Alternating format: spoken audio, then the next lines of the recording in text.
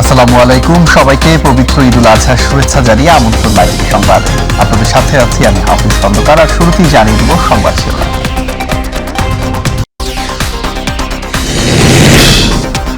ঈদের দ্বিতীয় দিনে পশু কোরবানি দিচ্ছেন অনেকে, বর্জ্য অপসারণের কাজে নিয়োজিত পরিচ্ছন্নতা কর্মীরা।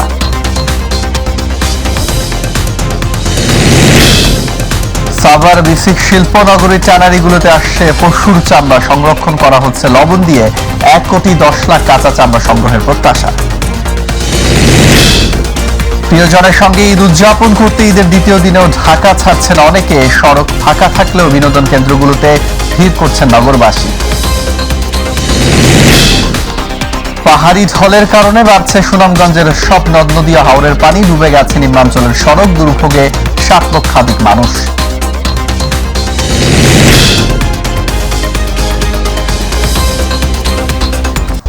দর্শক, এতক্ষণ শিরোনাম শুনছিলেন, এবারে শুনে যাচ্ছি বিস্তারিত সংবাদ।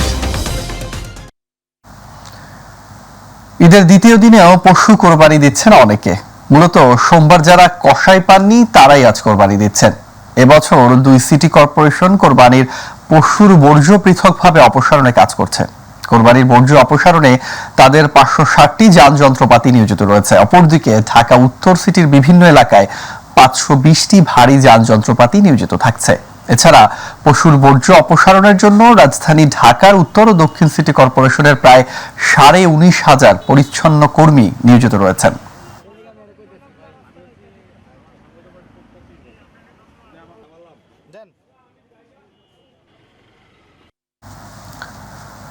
সাভারে বিসিক শিল্পনগরীর ট্যানারিগুলোতে আসছে কোরবানির পশুর চামড়া।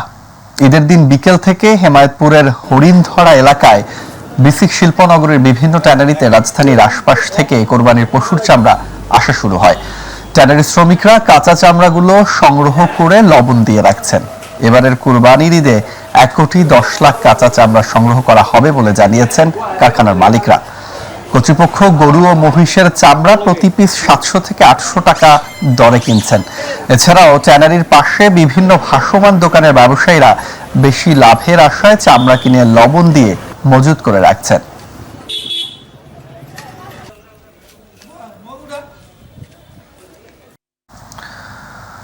প্রতি বছর রপ্তানিযোগ্য চামড়ার 50% সংগ্রহিত হয় কোরবানির ঈদে। এবছর কোরবানির ঈদে 4 লক্ষ চামড়া সংগ্রহের লক্ষ্যমাত্রা রয়েছে চট্টগ্রামের আড়তদার সমিতির। তবে সরকার যে দাম নির্ধারণ করেছে ট্যানারির মালিকদের কাছে সে দাম পাওয়ার ব্যাপারে সরকারের মনিটরিং দাবি করেছেন আড়তদাররা। চট্টগ্রাম থেকে মামুনুর রশিদের ভিডিও চিত্রে নুরুল কবিরের রিপোর্ট, জানাচ্ছেন আবু সাইদ অপু।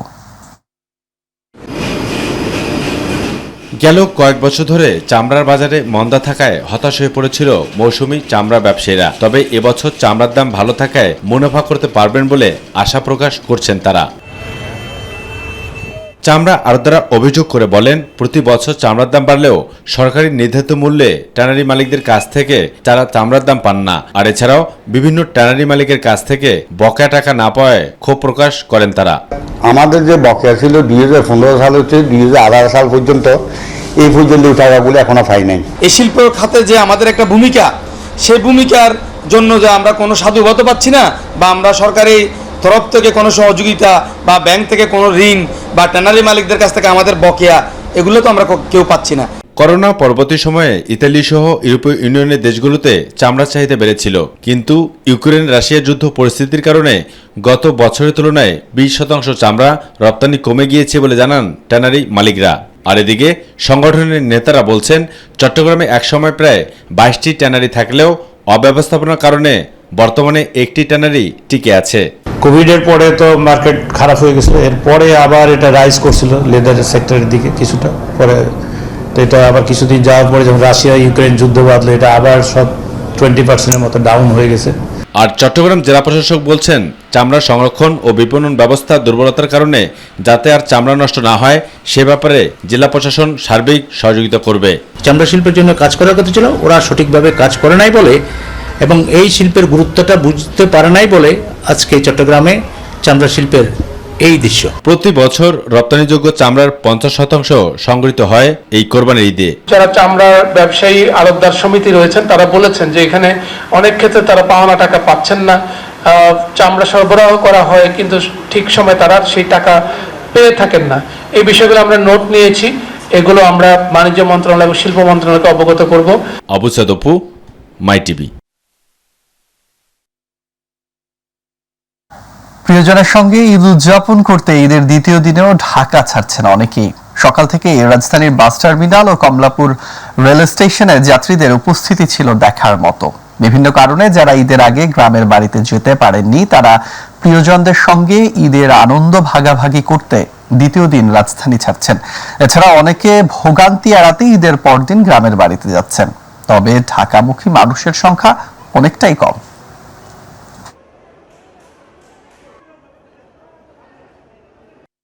আত্মীয় আছে 2-1 সবাই মিলে একসাথে ঈদ করলাম। এখন দেশের বাড়িতে আজকে যাব। দেশের বাড়িতে যারা আছে সবার সাথে আবার 4-5 দিন কাটাবো। এর আগের দিন এবং তার আগের দিন তো অনেক রাস্তাঘাটে জ্যাম, টিকিট পাই না, মানে অনেক সমস্যা আছে, যার কারণে ঈদের পরে যাইতেছি। ভিড়ে যাইতে পারি নাই, এজন্য আজকে রওনা দিছি। দর্শক, এই মুহূর্তে রাজধানীর মহাখালী বাস টার্মিনাল থেকে আমাদের সাথে যুক্ত হচ্ছেন আমাদের সহকর্মী আবু সাইদ অপু। অপু, ঈদের দ্বিতীয় দিনে ঢাকায় ফেরা কিংবা গ্রামে যাওয়া মানুষের কেমন চিত্র দেখছেন, আমাদেরকে জানান।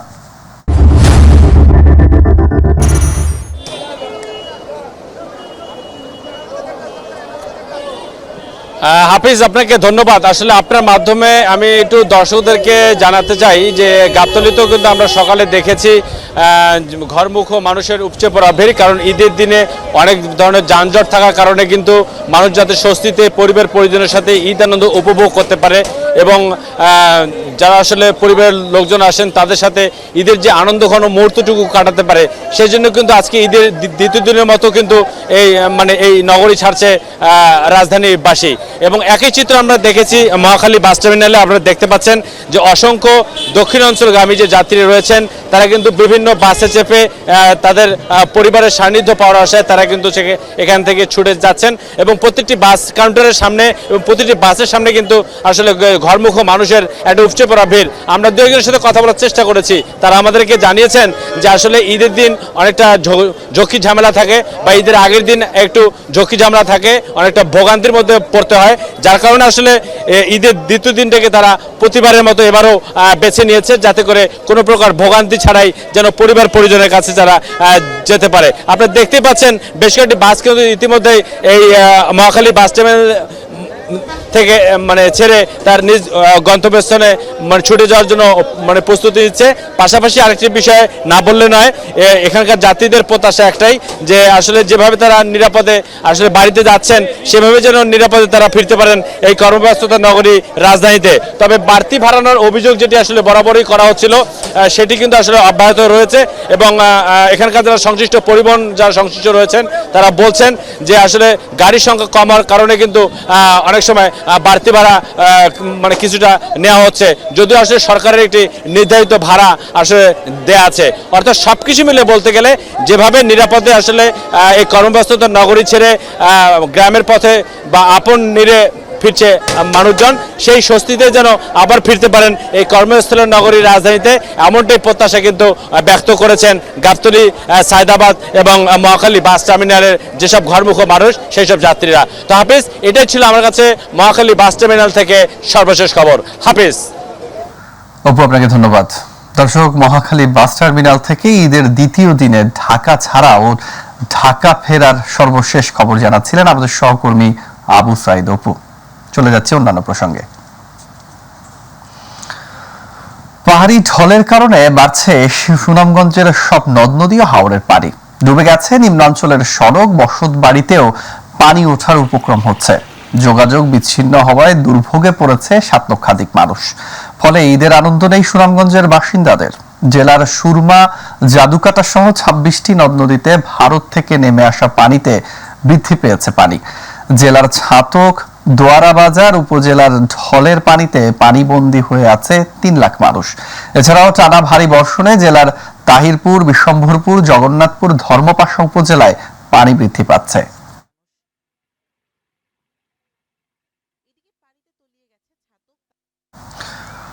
দর্শক, এই মুহূর্তে সিলেট থেকে যুক্ত হচ্ছেন আমাদের সহকর্মী মিনাল কান্তি দাস। মিনাল, সিলেটে বৃষ্টিপাত ও জলাবদ্ধতার কি খবর আছে আপনার কাছে, আমাদেরকে জানান।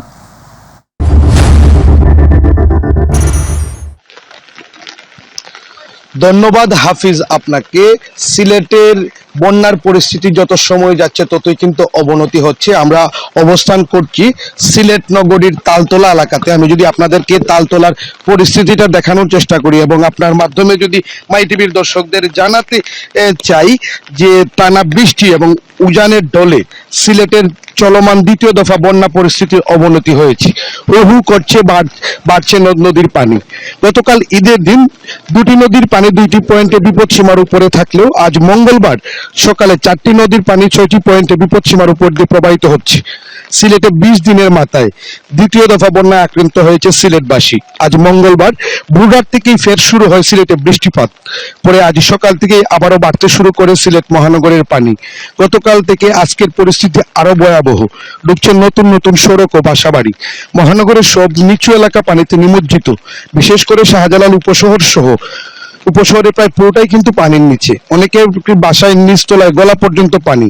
তবে মহানগরে অনেক প্রধান ও গুরুত্বপূর্ণ সড়কেও পানি রয়েছে। তবে আরেকটি বিষয় আমি আপনাদেরকে জানিয়ে রাখতে চাই, সিলেটের সাথে সাথে কিন্তু সুনামগঞ্জ জেলার বন্যা পরিস্থিতিরও অবনতি হয়েছে। আজ মঙ্গলবার ভোর থেকে হু করে পানি বাড়ছে। জেলার ছাতক, সদর, বিশম্বরপুর ও দুয়ারাবাজার উপজেলার বন্যা পরিস্থিতি খারাপের দিকে যাচ্ছে।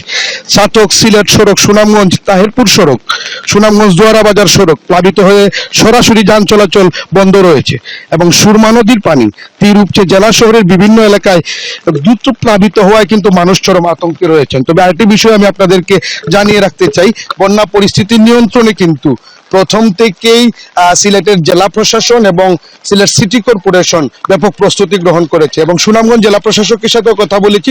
সুনামগঞ্জ জেলা প্রশাসকের পক্ষ থেকেও ব্যাপক প্রস্তুতি গ্রহণ করা হয়েছে। আসলে এই ছিল সিলেট থেকে বন্যার পরিস্থিতি সার্বিক এখনকার পর্যন্ত আমার কাছে সর্বশেষ। হাফিজ।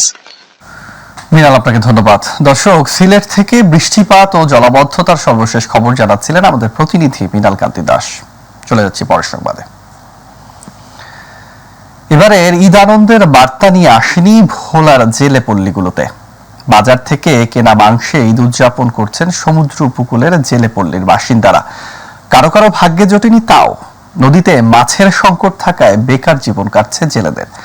সংসারে দুবেলা খাবার জোটাতেই হিমশিম খাচ্ছেন তারা। প্রতিনিধি আরিফ হোসেন লিটনের রিপোর্ট জানাচ্ছেন শামস আব্দুল উচ্ছ্বাস। ঈদে স্ত্রী সন্তানদের নিয়ে একটু সেমাই কিনে খাবেন, সেটাই হয়নি ভোলার জেলেদের। আর কোরবানি দেওয়ার চিন্তা তো দূরের কথা, সন্তানদের নতুন জামা কাপড় দেওয়ার স্বপ্নই রয়ে গেল বাবাদের। তাদের ঈদ উদযাপন নামাজ পর্যন্তই সীমাবদ্ধ। জেলেদের পরিবারে নেই কোনো কোরবানির ঈদের আমেজ। ঈদেও ভালো মন্দ খাওয়ার সুযোগ হলো না তাদের। অপরদিকে এনজিও ঋণের চাপে ঠিকমতো ঘরে আসতে পারছেন না অনেক জেলে। নদীতে আমরা জাল ভাই, নদীতে কোনো মাছ টাছ নাই। আমরা মনে করেন মানে দিকে মনে করেন ভুলে গেছি। আমরা সমুদ্রে আছে, কিস্তি আছে, নদীতে মাছ নেই। অনেক কষ্ট যাইতে আছে, আমরা অনেক অভাবে আমার দিন যাইতে আছে। সন্তানদের মুখে এক টুকরো মাংস তুলে দেওয়ার সামর্থ্য নেই পরিবারগুলোর, এমন আক্ষেপ নিয়েই দিন পার করছেন এই অঞ্চলের জেলেরা। 1 কেজি মাংস আনিয়ে খাওয়াইতে পারি না, আমাকে নদীতে কোনো মাছ নেই। 10 টাকার জাল মুড়িলেই বাচ্চা করে এখন খাওয়াইতেছি রাস্তার থেকে। আমরা ঈদে কোনো সেমাইও খাইতাম পারি না। এখন কি আমরা কোরবানি তো ভালো কথা, 1/2 কেজি গোস্ত আমরা ফলাবানের জন্য কিনতে পারি না। নদ নদীতে কাঙ্ক্ষিত মাছ না পাওয়ায় ঋণের জালে বন্দী হয়ে আছে ভোলার প্রায় 2 লাখ জেলের ঈদের আনন্দ। শামস আব্দুল উচ্ছ্বাস, মাই টিভি নিউজ ডেস্ক। ঈদের ছুটিতে ফাঁকা ঢাকা, নেই চিরচেনা যানজট, নেই কর্মব্যস্ততা বা ছোট ছুটি। এই ঈদে যারা রয়ে গেছেন ঢাকায়, তারা পরিবার পরিজন নিয়ে মেতে উঠেছেন উৎসবে। ফাঁকা ঢাকায় পরিবার ও প্রিয়জনদের নিয়ে ঘুরে বেড়াচ্ছেন অনেকেই। এদিকে সড়কের চিত্র আগের মতো না হলেও বিনোদন কেন্দ্রগুলোর চিত্র সম্পূর্ণ ভিন্ন। চিড়িয়াখানা ও সিনেমা হলগুলোতে ভিড় করছেন নগরবাসী। উন্মুক্ত পরিবেশে ছুটি কাটাতে বাবা মায়ের হাত ধরে ঘুরে বেড়াচ্ছে শিশুরাও।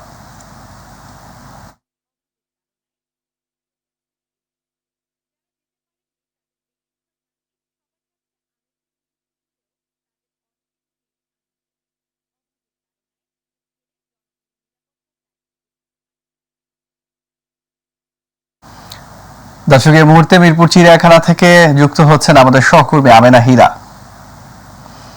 হীরা, ঈদ ছুটির দ্বিতীয় দিনে রাজধানীর অন্যতম বিনোদন কেন্দ্র চিড়িয়াখানায় বিনোদন প্রেমীদের কেমন ভিড় দেখছেন আমাদেরকে জানান।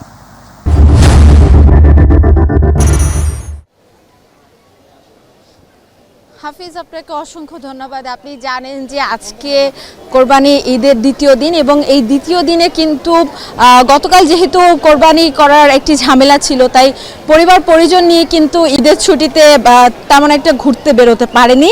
আজকে থেকে যে ঘোরার যে কার্যক্রমটি রয়েছে বা বিনোদনের যে কার্যক্রমটি রয়েছে, এটি কিন্তু জনসাধারণ করছে এবং আমরা এই মুহূর্তে আছি চিড়িয়াখানায়। আপনি দেখতে পাচ্ছেন নিশ্চয়ই হাফিজ, যেখানে লোক সমাগম কতটুকু বেড়ে গেছে অন্যান্য সময়ের তুলনায়। হাফিজ, আমরা আপনাকে একটু দেখাই যে এইখানে দলে দলে কিন্তু মানুষজন আসছে, পরিবার পরিজন নিয়ে, ছোট ছোট শিশু সন্তানদেরকে নিয়ে দলে দলে আসছে এবং আপনি দেখতে পাচ্ছেন নিশ্চয়ই এখানে যে শিশুরাও রয়েছে তাদের মেধা বিকাশের জন্য কিন্তু পরিবারের যারা বড় রয়েছে তারা নিয়ে আসছেন। বাবা মায়েদের সঙ্গে কথা বলছিলাম, তারা আমাদেরকে জানিয়েছেন যে বিভিন্ন ধরনের পশু পাখি জীবজন্তুকে চেনা যায় বলেই কিন্তু সন্তানকে একদম শুরু থেকেই এখানে তারা আনার চেষ্টা করছে, যার কারণে তারা এখানে নিয়ে আসে। এছাড়াও বড়দের সঙ্গেও কথা বলছিলাম, তারাও বলছে যে এই চিড়িয়াখানার মধ্যে বিভিন্ন ধরনের গাছপালা রয়েছে। এই যে প্রকৃতির যে অপরূপ একটি নিদর্শন, এটি কিন্তু এই চিড়িয়াখানায় আমরা দেখতে পাই। কারণ ঢাকা শহরে কিন্তু ওরকম গাছপালা বা এত সুন্দর কিন্তু পরিবেশ পাওয়া যায় না। তার কারণেই কিন্তু তারা আসলে নিজেরাও ঘুরতে আসছেন। তো দলে দলে এসে তারা বিভিন্ন ধরনের খাঁচা দেখছেন, পশু পাখির খাঁচা দেখছেন এবং আমরা যদি আপনাকে একটু দেখানোর চেষ্টা করি হাফিজ, আমার খুব সামনেই হচ্ছে চিত্রা হরিণের খাঁচা এবং আপনি নিশ্চয়ই দেখতে পাচ্ছেন যে এখানে মানুষজনের কেমন একটা ভিড় এবং মানুষজন দলে দলে কিন্তু এখানে সারিবদ্ধভাবে দাঁড়িয়ে চিত্রা হরিণের যে সৌন্দর্য সেটি উপভোগ করছে এবং এখানে যারা শিশু রয়েছে তারা বলছে যে বিভিন্ন ধরনের পশু পাখি যেগুলো তারা বইয়ে দেখেছে সেগুলো আজকে তারা নিজের চোখে দেখতে পাচ্ছে। তো এই সমস্ত কিছু মিলিয়ে তারা ঈদের সময় যে ছুটিটা, সেই ছুটিটাকে কিন্তু কাজে লাগানোর জন্য পরিবারের লোকজন সবাই মিলে তার সন্তানদেরকে নিয়ে কিন্তু চিড়িয়াখানায় আসছে। এবং চিড়িয়াখানার বাইরেও যদি আমি আপনাকে একটু বলি হাফিজ, আমি যখন চিড়িয়াখানায় আসছিলাম তখন আমি দেখেছি যে বিভিন্ন যে ছোট ছোট বিনোদন কেন্দ্রগুলো রয়েছে, পার্ক, এছাড়াও যে রাস্তাঘাটের ফাঁকা রাস্তাঘাটের যে বিনোদন কেন্দ্রগুলো রয়েছে, এগুলোতেও কিন্তু আমি মানুষের ভিড় উপস্থিতি আমি কিন্তু লক্ষ্য করেছি আসার সময়। তো হাফিজ, যেহেতু আজকে ঈদের দ্বিতীয় দিন মানুষজন ঘুরছে এবং আপনি জানেন যে কোরবানি ঈদের প্রথম দিন ছাড়া বাকি যে দিনগুলো রয়েছে সেই দিনগুলোতে কিন্তু মানুষজন যে ঘোরার বিষয়গুলো রয়েছে সেগুলো কিন্তু তারা করে এবং আগামী আরও 2-3 দিন কিন্তু সেটি চলমান থাকবে। তা হাফিজ, আমার কাছ থেকে এতটুকুই আমার কাছে সর্বশেষ ছিল চিড়িয়াখানা থেকে। হাফিজ। হীরা, আপনাকে ধন্যবাদ। দর্শক, রাজধানীর চিড়িয়াখানা থেকে আমাদের সাথে যুক্ত হয়েছিলেন আমাদের সহকর্মী আমেনা হীরা। চলে যাচ্ছি পরের সংবাদে। দেশে 10% মূল্যস্ফীতি আছে যা অস্বীকার করার উপায় নেই বলে মন্তব্য করেছেন আওয়ামী লীগের সাধারণ সম্পাদক, সড়ক পরিবহন ও সেতুমন্ত্রী ওবায়দুল কাদের। দুপুরে এক সংবাদ সম্মেলনে তিনি বলেন, প্রতিকূল পরিস্থিতি মোকাবেলা করতে চেষ্টা চালিয়ে যাচ্ছে সরকার। ওবায়দুল কাদের বলেন, ঈদের দিনও সরকারের বিরুদ্ধে অপপ্রচার ও মিথ্যাচার করেছে বিএনপি। মিয়ানমার ইস্যুতে এদেশের সার্বভৌমত্ব কোথায় আঘাত এনেছে তার দেখানোর জন্য বিএনপির প্রতি চ্যালেঞ্জ জানান সেতুমন্ত্রী। সমস্যা যেটা আমরা স্বীকার যা বাস্তব তা স্বীকার করে আমরা তো আর্জেন্টিনার মতো 300% ইনফ্লেশন আমাদের, তবে চেষ্টা আছে প্রতিকূল এই পরিস্থিতি মোকাবিলার জন্য। প্রধানমন্ত্রী শেখ হাসিনা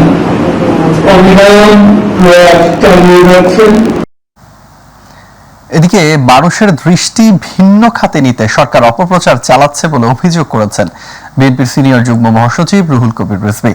সকালে নয়াপল্টন সংবাদ সম্মেলনে তিনি কথা বলেন, ক্ষমতায় থাকার জন্য সরকার ভারতকে দেশের ভেতর দিয়ে রেলপথ করার অনুমতি দিয়েছে উল্লেখ করে তিনি বলেন, এর ফলে দেশের নিরাপত্তা হুমকির মুখে পড়বে।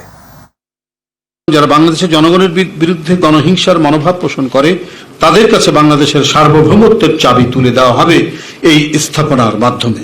এতে একটি স্বাধীন ও সার্বভৌমত্ব দেশের যে ইন্টেলিজেন্স ব্যবস্থা সেটি ভেঙে পড়বে।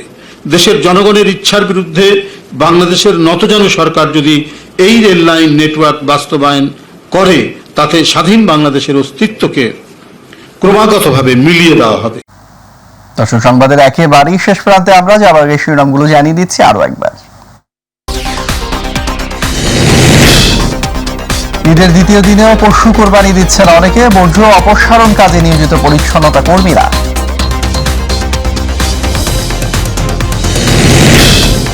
সাভার বিসিক শিল্পনগরীর ট্যানারিগুলোতে আসছে পশুর চামড়া, সংরক্ষণ করা হচ্ছে লবণ দিয়ে। 1,10,00,000 কাঁচা চামড়া সংগ্রহের প্রত্যাশা।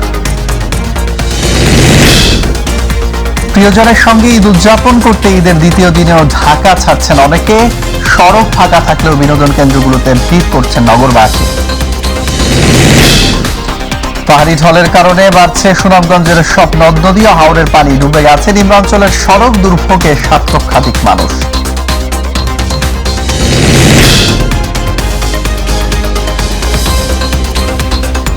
দর্শক, ধন্যবাদ সাথে থাকার জন্য। এছাড়া ইউটিউবে মাইটিভি সংবাদ পেতে ভিজিট করুন youtube/mytvbd নিউজ এবং আমাদের অনুষ্ঠান দেখতে ভিজিট করুন youtube/mytvবাংলা, facebook/mytvবাংলা।